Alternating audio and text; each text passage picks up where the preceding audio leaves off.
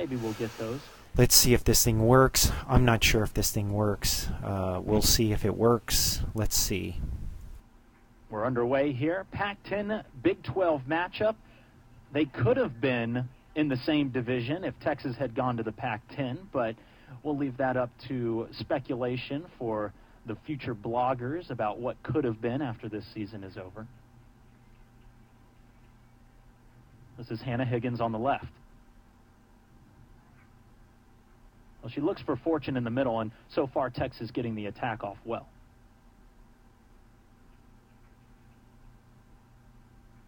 Oh, and somehow it stayed in bounds. I thought Frowsing-Peterson won the throw-in.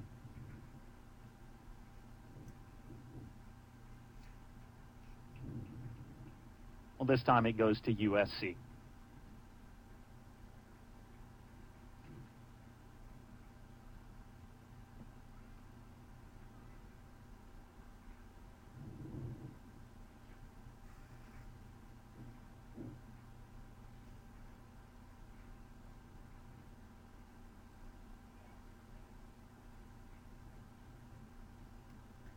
Donyak, Cummins to Higgins. Big touch ahead, but it gets out of her reach. Carter Haug there to clean it up. Got the deflection, though, it looks like, off of Hannah Higgins.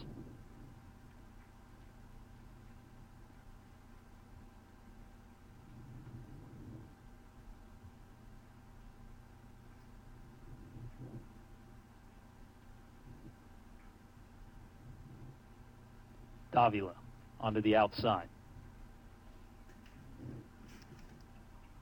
Physical play on the outside, and you think with the heat here, Jessica, today, and these two teams, such high-profile schools, you might see some of that that kind of physical play, especially with Leah Fortune here in the middle. You expect her to get a lot of knocks on those ankles.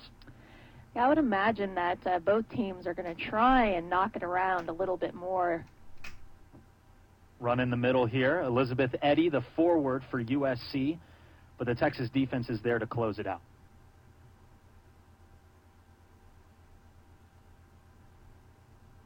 Oh, nice little back heel there. Haley Boyson on the receiving end, but it's cleared away again by the Texas defense.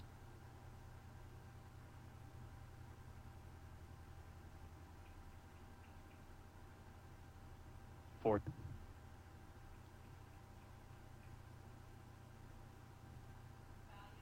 Ankles get clipped there, and that's the first foul that we've seen called by our head referee, Ted Uncle, and that's the physical play starting up again.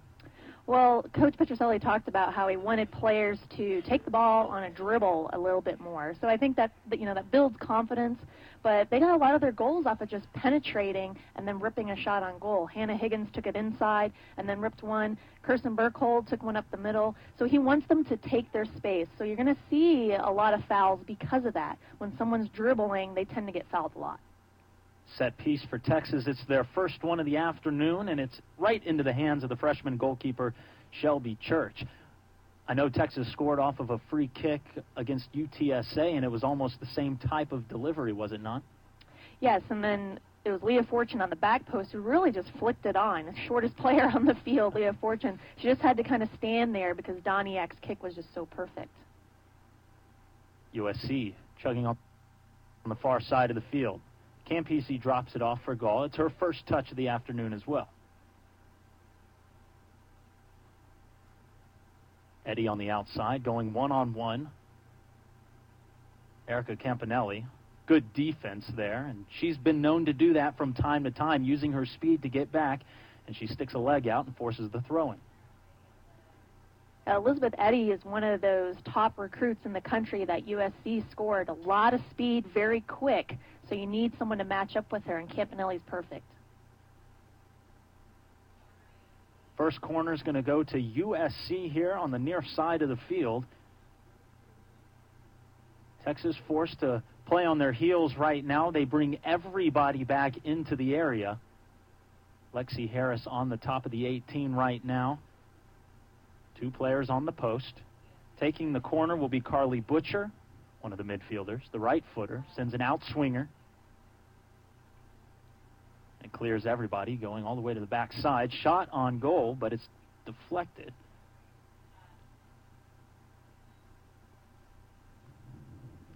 Davila getting her first chance at Alexa Gall. This one's just going to trickle back to her as she keeps it in bounds. But Davila, one of those strong players who really played well in 2009, is expecting to come back and sort of had the same kind of recurring season. Well, she's one of those few that have been honored with that Lowe's Senior Class Award, which is a tremendous honor. And we've had a couple players at Texas who have been honored with that as well. And so she's talented all around, in school, on the field. She's definitely someone they need to find as much as possible on that left side so that she can penetrate. She also has that experience. She was in that 2007 national championship, so that they look to her to step up verbally as well as through her actions on the field. Texas beaten on the give and go. USC has control. They tried to switch field, though. Campanelli's there. Drops it off to Harris.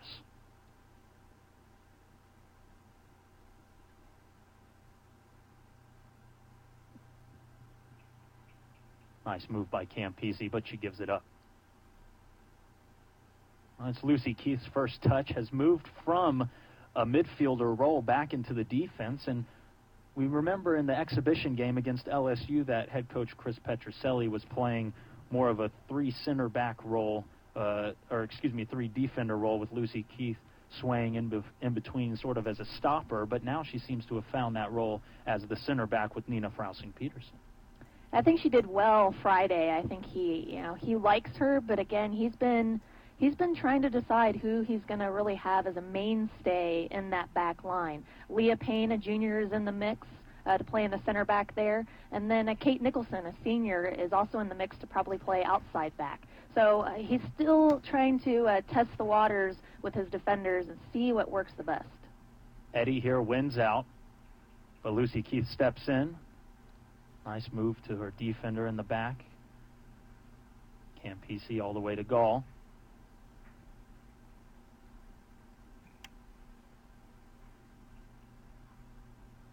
It really is a good day for soccer out there, although it might be just a bit too hot. As we said, approaching almost 100 degrees, most likely in the heat index. There's a little bit of cloud cover. For the most part, though, our fans seem to be using the umbrellas to their advantage. Come on, hey. Play given up here by Frausing-Peterson. Where's everybody? Cross into the middle. Alexa Gall's there to scoop it up. It was Haley Boyson on the outside, and that's really the first miscue on defense we've seen from Texas as Fortune chases this one down. Well, something I noticed on Friday, they were playing such high pressure. Texas was just all over UTSA, and it was causing all these turnovers, and it was fantastic, except it's hard to do for the full 90 minutes. No matter how fit you are, and this is probably one of the most fit teams in the country, you're going to get tired if you are just swarming the whole time. So I would have liked to see them try to pass it along the back a little bit, slow things down, and then you go.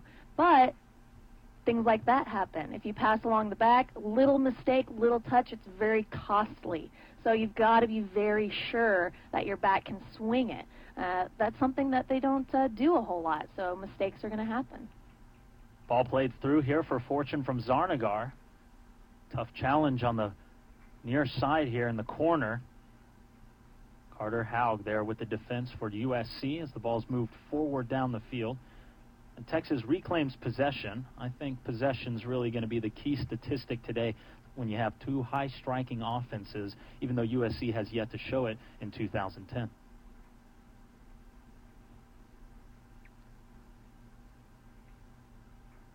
Well, and with the heat, too. I mean, you would think you want to knock it around a little bit more, play smart, a little bit smarter, maybe not send it into space all the time.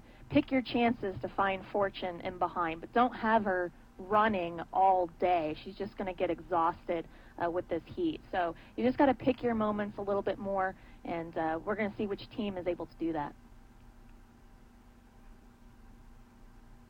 Well, it was a battle of headers there for a few moments, and with the ball cleared down the field, Texas will get the throw in here on the near side. We're tied up, only about 10 minutes through the first half here at Mike A. Myers Stadium. This is really Texas' first big test of the season for the big names that will be coming to Mike A. Myers Stadium with Nebraskas and the Texas A&Ms and the Oklahomas. USC actually plays Oklahoma later in the year, and they do play UCLA, of course, a team that they beat in that 2007 semifinal in their run for the national championship. I wouldn't be surprised if that was the only time. Well, this one might be a chance for USC. Megan Ojai, the first time we've called her name today, gets a shot on Alexa Gall, but she's there to scoop it off her line, and we knew that Alexa Gall would come off her line quite frequently, as she did during the first two matches against NC State and LSU.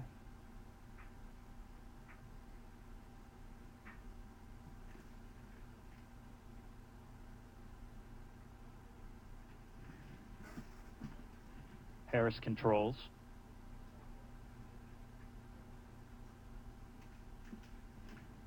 Campanelli downfield. Oh, Fortune lets this one sneak past her. Oh, but she gets it right back as the defender in the center back position, Carter Howe, gives it up for the Texas throw-in.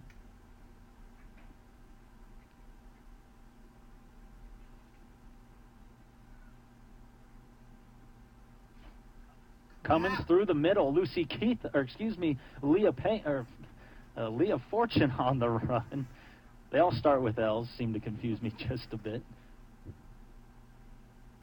But again, another test for Shelby Church, the freshman, her coming off her line. Again, freshmen tend to be a little indecisive, so that was a great run off her line there. And she's going to get another one. Church off of her line. Fortune wins out. She's going to have to get back to her goal quickly, and she puts the cross in, but it's deflected out of bounds. Nice job by the defender, Ashley Fryer, and the Longhorns now have their first corner kick.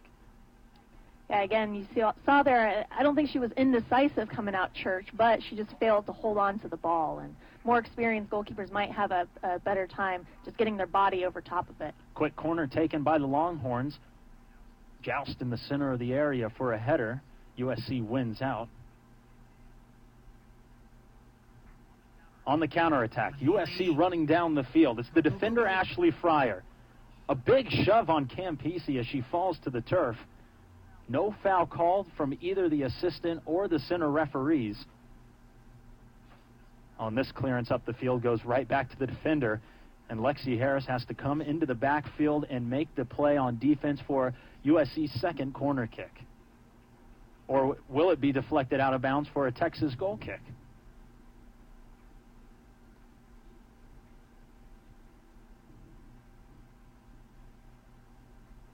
Jessica, play pretty wide open here for the most part in the first half. We've only gone through about 13 minutes, but you see a lot of running, especially since it's so hot out there. It's something that you said teams probably wouldn't want to do in this kind of situation. It looks like they need to settle it down a little bit. Texas is really having a hard time winning the central balls, and that was a good example there. That's what they need to do every time, is